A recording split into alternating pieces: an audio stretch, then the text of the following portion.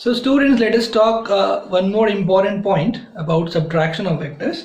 तो हमने देखा था कि जब हम दो वेक्टर्स को सब्ट्रैक्ट कर देंगे, राइट, कि a वेक्टर है और b वेक्टर है और हमें दोनों को सब्ट्रैक्ट करना है, यानी a माइनस बी करना है।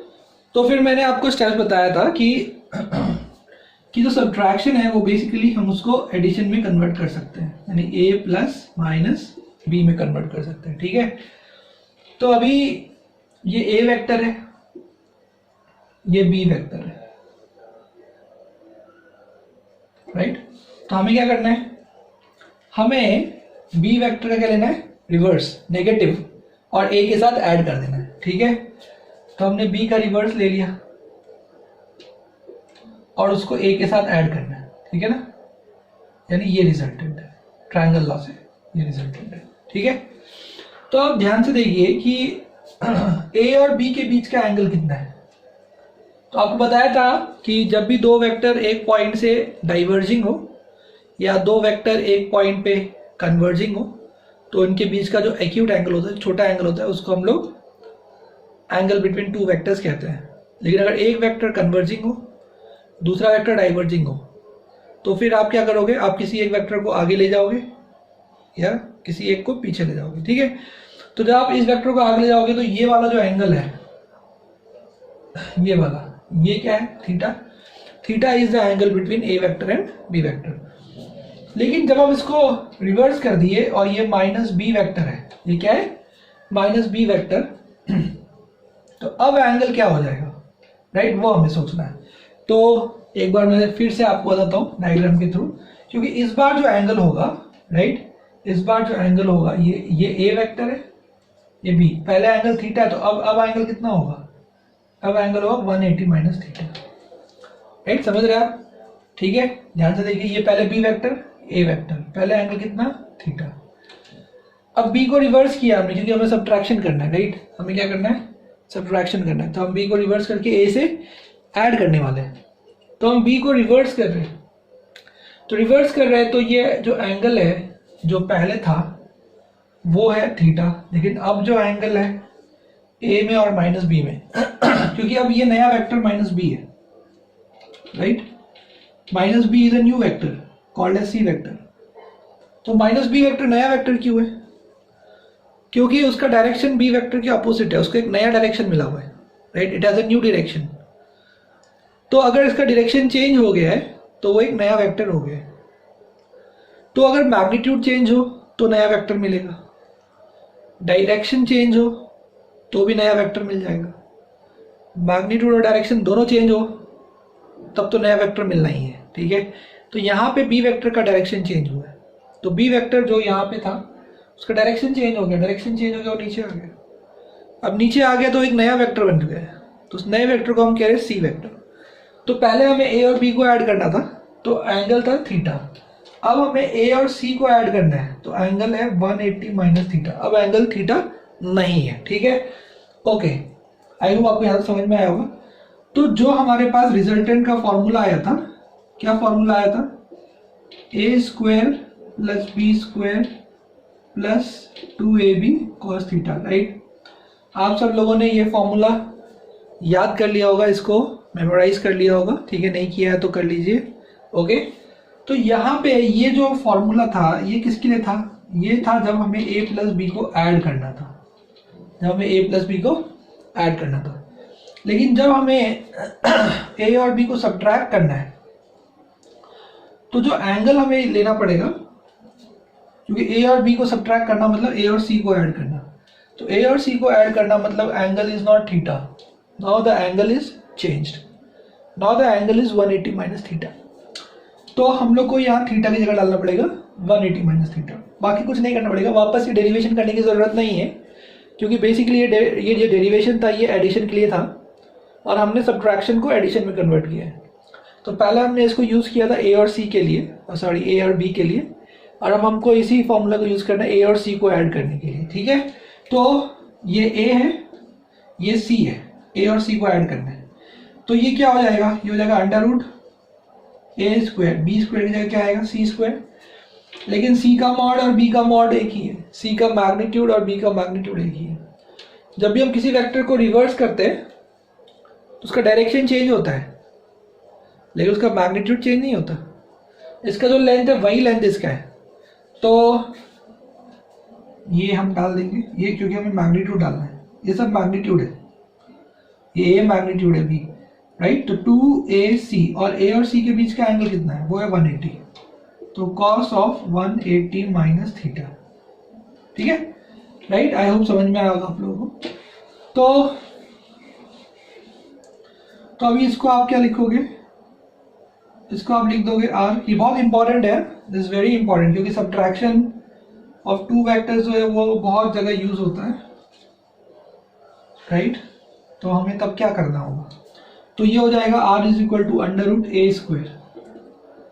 तो जैसा कि मैंने आपको बताया कि c का मॉड और माइनस b का मॉड, दोनों का मॉड एक ही है, दोनों का मॉड सेम है, दोनों का मॉड वही है b।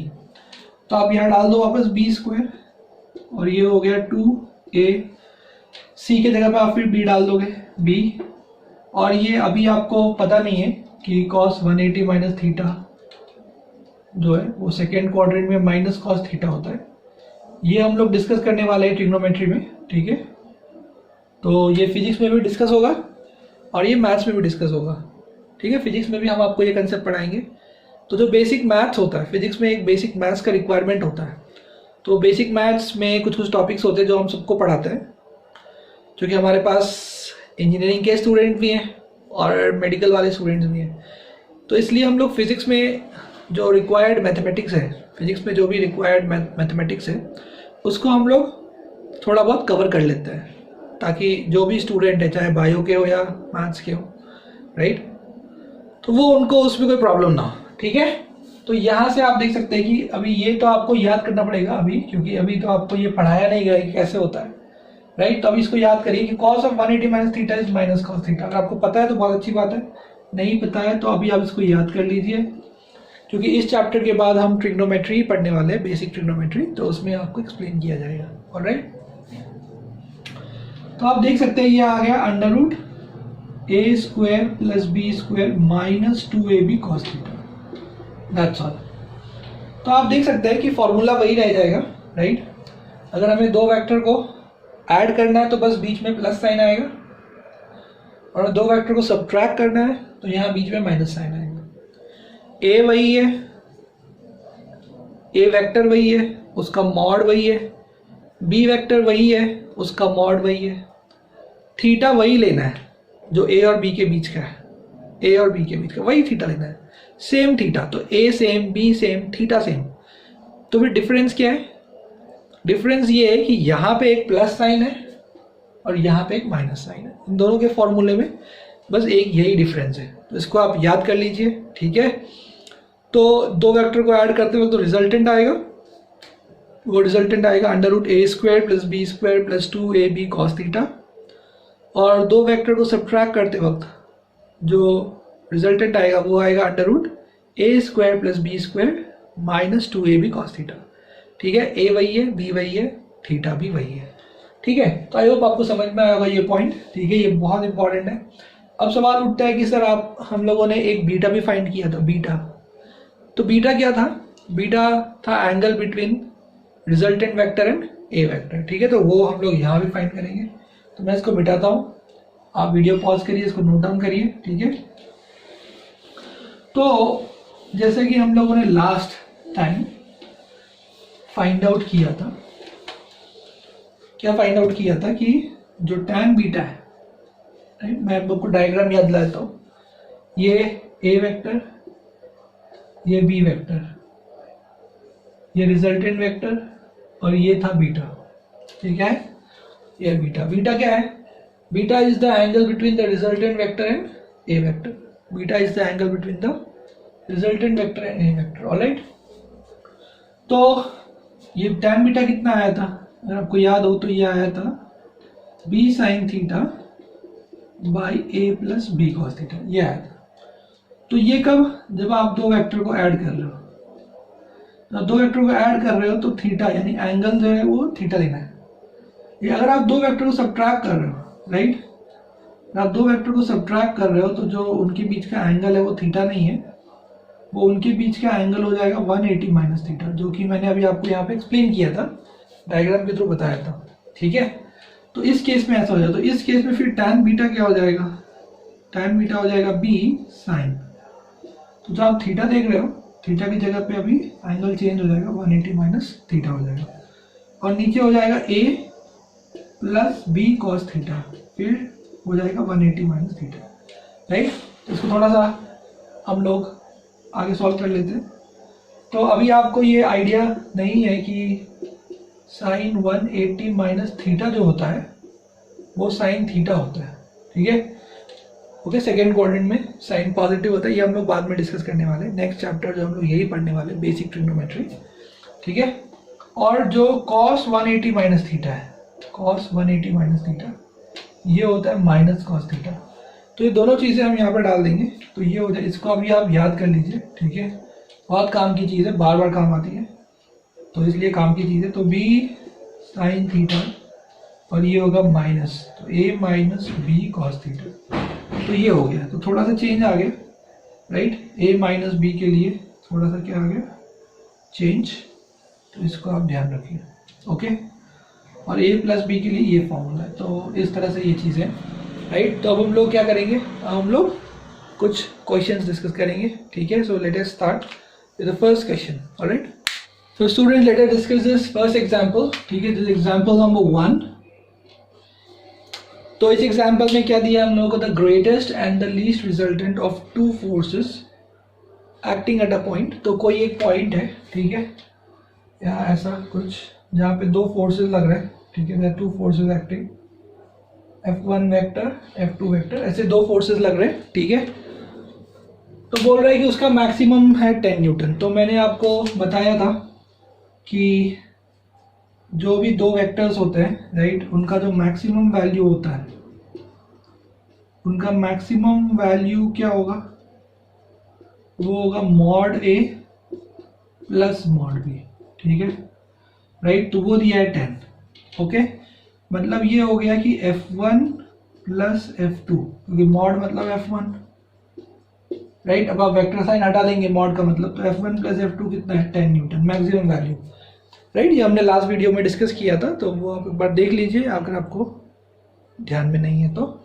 ठीक है, और जब इनको सब्ट्रैक्ट करोगे, तो मतलब सब्ट्रैक्ट नहीं, ऐड ही करोगे, तो ऐड जब कर रहे हो इसका मिनिमम वैल्यू क्या होता है, तो इसका मिनिमम वैल्यू होता है F1 प्लस F2 का जो मिनिमम वैल्यू है, तो वो क्या है, वो है mod of F1 minus mod of F2 का मॉड। ठीक है, तो इसका मतलब जो मिनिमम वैल्यू है वो 6 दिया गया है, यानी F1 माइनस F2 6 दिया गया है। तो इस दोनों को हम सॉल्व कर लेंगे। ठीक है, मैक्सिमम वैल्यू कब आता है, मैक्सिमम वैल्यू तब आता है जब theta is 0 degree. Minimum value कब आता है, when theta is 180 degree, right. मैंने आपको लास्ट वीडियो में पूरा एक्सप्लेन किया था डिटेल में कि जैसे जैसे दो वेक्टर्स के बीच का एंगल चेंज होता है, जैसे जैसे दो वेक्टर्स के बीच का एंगल चेंज होता है, वैसे वैसे जो रिजल्टेंट है उस रिजल्टेंट का मैग्नीट्यूड चेंज होता है, राइट। जैसे जैसे दो वेक्टर्स के बीच का एंगल चेंज होता है, दो वेक्टर्स के बीच का एंगल अगर 0 डिग्री है, यानी दोनों वेक्टर जो है वो एक ही डायरेक्शन में पैरेलल है, तो उसका रिजल्टेंट मैक्सिमम आता है, और वो मैक्सिमम होता है A प्लस B या F1 प्लस F2। पर दो वेक्टर्स अगर अपोजिट डायरेक्शन में हो, उनके बीच का एंगल 180 डिग्री हो, तो जो रिजल्टेंट है वो मिनिमम आता है, वो आता है A माइनस B या फिर F1 माइनस F2। तो हम लोग को इस क्वेश्चन में F1 प्लस F2 दिया हुआ है 10 न्यूटन, F1 माइनस F2 दिया है 6 न्यूटन। तो हम लोग इन दोनों को पहले सॉल्व कर लेंगे। तो इनको सॉल्व करेंगे तो आप इनको ऐड कर लो पहले, तो ये हो जाएगा 2F1, ये कैंसिल हो जाएगा, इक्वल टू कितना आ गया 16। तो आपको यहाँ से मिल जाएगा F1 इज इक्वल टू 8। अगर F1 8 है तो ऑब्वियसली F2 कितना होगा, F2 हो जाएगा 2 न्यूटन। ठीक है, बिकॉज 8 प्लस 2 इज 10। तो आपको ये मिल गया। ठीक है, अब देखिए सवाल में आगे क्या लिखा है। सवाल में आगे लिखा है कि if each force is increase by 3 Newton. तो अगर ये दोनों फोर्सेस को 3 न्यूटन से बढ़ाया जाए तो find the resultant of the new force when acting at a point at an angle of 90 degree with each other. तो पहले हम लोग क्वेश्चन को समझने की कोशिश कर लेते हैं। तो first let us try to understand the question. तो देखिए क्वेश्चन में लिखा है, क्वेश्चन को देख लिया आपने, लिख लिया होगा, नोट डाउन कर लिया होगा, राइट। तो मैं क्वेश्चन मिटाता हूँ यहाँ से। तो क्वेश्चन में कह रहा है कि अगर अब इस दोनों फोर्सेस को राइट 3 से बढ़ा दिया जाए, यानी जो नया फोर्स है उसका मैग्नीट्यूड है 8 + 3, वो हो गया 11 न्यूटन, और 2 + 3 वो कितना हो गया 5 न्यूटन। ओके, ये दोनों हो गया। तो वो कह रहे हैं कि अगर ये दोनों फोर्सेस लग रहे हैं एक पॉइंट पे, जैसे इधर से ये लगा है 11 न्यूटन और इधर से ये लग रहा है 5 न्यूटन, मतलब दोनों के बीच का एंगल कितना है? दोनों के बीच का जो एंगल है वो एंगल है 90 डिग्री। तो पूछ रहा है कि फाइनल रिजल्टेंट क्या होगा। तो दैट्स वेरी सिंपल, रिजल्टेंट का फॉर्मूला लगाइए आप। रिजल्टेंट फॉर्मूला क्या होता है? a² + b², right. तो f1 डैश का स्क्वायर f2 डैश का square plus 2 f1 dash f2 dash cos theta. Theta कितना दिया 90। तो आपको तो ये पता होगा कि cos 90 0 होता है, तो ये पूरा टर्म 0 हो जाएगा, राइट, क्योंकि cos 90 0 है, ये 0 हो जाएगा। तो ये पूरा टर्म 0 हो जाएगा, तो ये बचेगा अपने पास, राइट। तो हम लोग यहाँ से रिजल्टेंट फाइंड कर सकते हैं वो वैल्यूज़ को पुट करके। तो let us put the values, right. तो वो हो जाएगा 11 का स्क्वायर प्लस 5 का स्क्वायर। 11 का स्क्वायर कितना होता है? 121 होता है, और 5 का स्क्वायर 25 होता है। तो कुल मिला के ये आ गया √146। तो ये हो गया आंसर, ठीक है। आई होप आप लोगों को समझ में आ गया होगा, राइट। सो यूनिट लगा दीजिए, दैट इज 146 न्यूटन, ठीक है। तो बहुत ही इंपॉर्टेंट सवाल था। इस सवाल में क्या दिया था कि दो वेक्टर्स के मैक्सिमम वैल्यू और मिनिमम वैल्यू दिए थे। तो दो वेक्टर का मैक्सिमम वैल्यू आपको दिया था 10। इसका मतलब ये हो गया कि जब दोनों वेक्टर 0 डिग्री पे, यानी हमने लिखा उसको f1 + f2 = 10। और वो उसमें दिया था कि उनका मिनिमम वैल्यू 6 है। तो मिनिमम वैल्यू कब आ सकता है? जब दो वेक्टर एक दूसरे को अपोज कर रहे हो। अपोज कर रहे हो का मतलब क्या है कि दोनों के बीच का एंगल कितना हो 180 हो। तो दोनों के बीच का एंगल 180 होगा, तो दोनों एक दूसरे को अपोज करेंगे तो उनका जो रिजल्टेंट है, रिजल्टेंट मतलब एडिशन, उनका जो सम है, वो दो वेक्टर का सम वो कम आएगा, मिनिमम आएगा, ठीक है।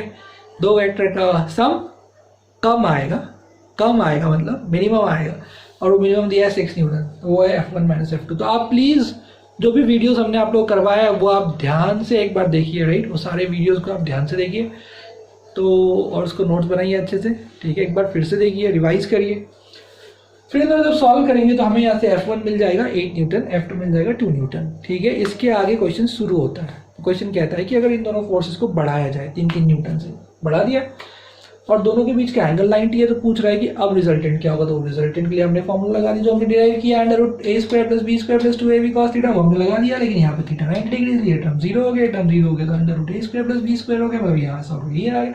अगर वो समझ में आ गया होगा तो हम लोग दूसरा सवाल लेते हैं, ठीक है। Student let us take one more example, ठीक है। 2 इक्वल फोर्सेस क्या दिया है क्वेश्चन में, क्या दिया देखिए, 2 equal forces have their resultant equal to the either.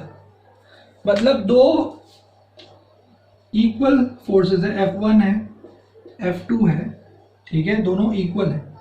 Equal है इसका मतलब क्या है कि दोनों का जो मॉड है वो बराबर है, तो उसको हम F0 ले लेते हैं, ठीक है।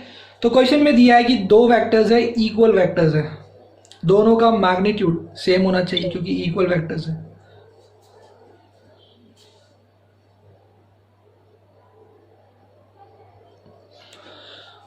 दोनों का डायरेक्शन भी सेम होना चाहिए, क्यों?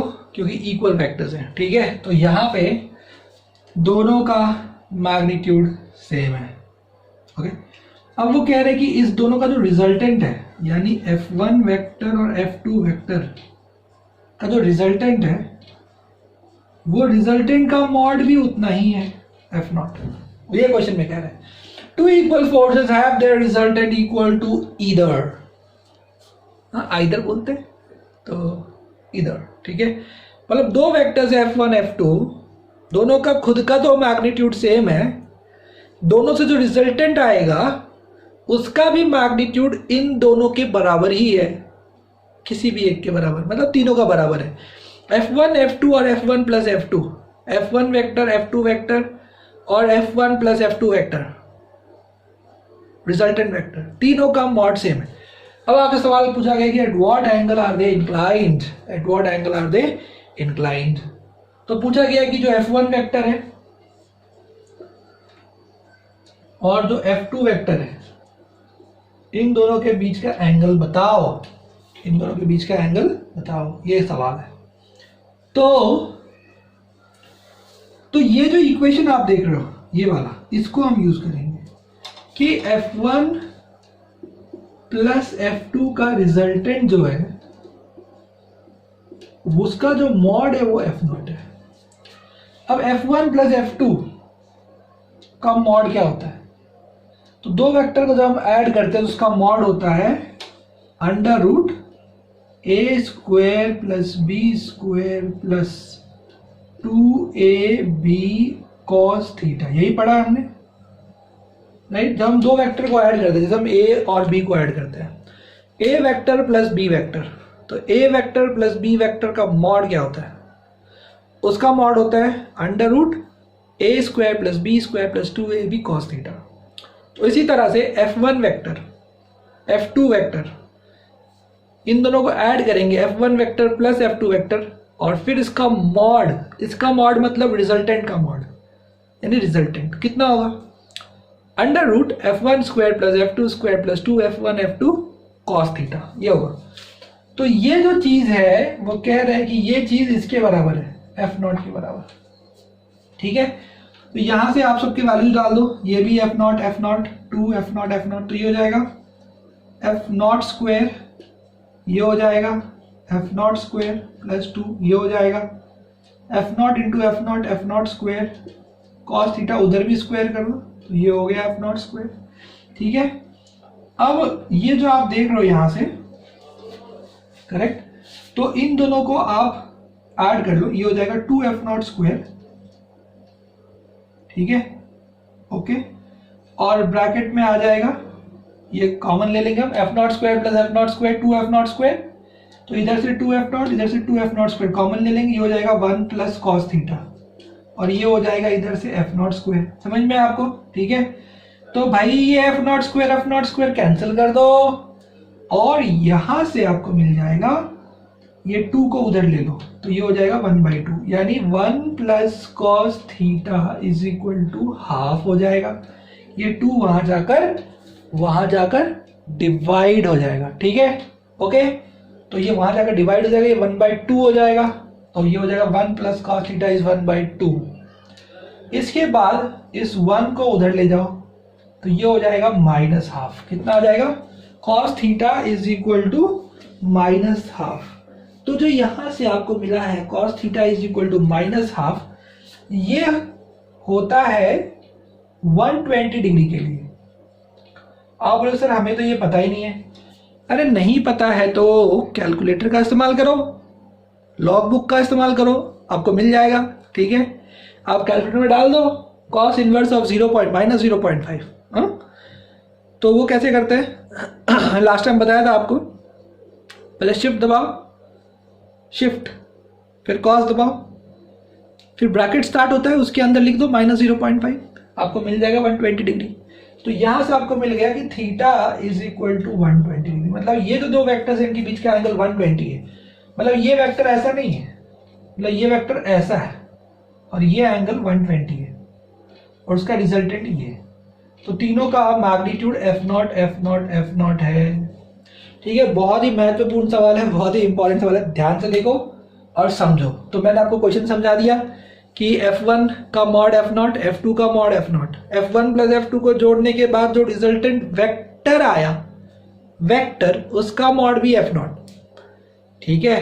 तो जो रिजल्टेंट का जो मॉड है उसी को हम लोगों ने इधर एक्सपैंड कर दिया, ये होगा under root a square plus b square plus 2ab cos theta is equal to F0 square कर दिया, ये भी F0 square 2F0 square cos theta F0 square, right? तो इन दोनों को साथ लिया 2F0 स्क्वायर और ये 2F0 स्क्वायर, फिर दोनों कॉमन ले लिया, तो ये 1, ये cos theta, 1 plus cos theta. अगर आपको नहीं समझ में आ रहा तो आप लिख के देखो, आपको समझ में आ जाएगा, ठीक है? You write down, you understand. और ये हो गया यहाँ से F0 कैंसिल, 1 हो गया, ये 2 वहां गया, 1 प्लस cos थीटा 1/2 हो गया, cos थीटा 1 उधर गया, माइनस हाफ हो गया। माइनस हाफ मतलब वो होता है cos 120 के लिए, जो कि आप कैलकुलेटर से चेक कर सकते हैं या फिर लॉग बुक से चेक कर सकते हैं या फिर मेरा विश्वास कर लीजिए, ठीक है। ये लास्ट ऑप्शन है। और ये हो गया cos 120 डिग्री, यहाँ से थीटा कितना आ गया 120 डिग्री। तो हम लोग ऐसे ही कुछ इंपॉर्टेंट क्वेश्चंस के साथ फिर मिलेंगे अगले वीडियो में, यानी कल।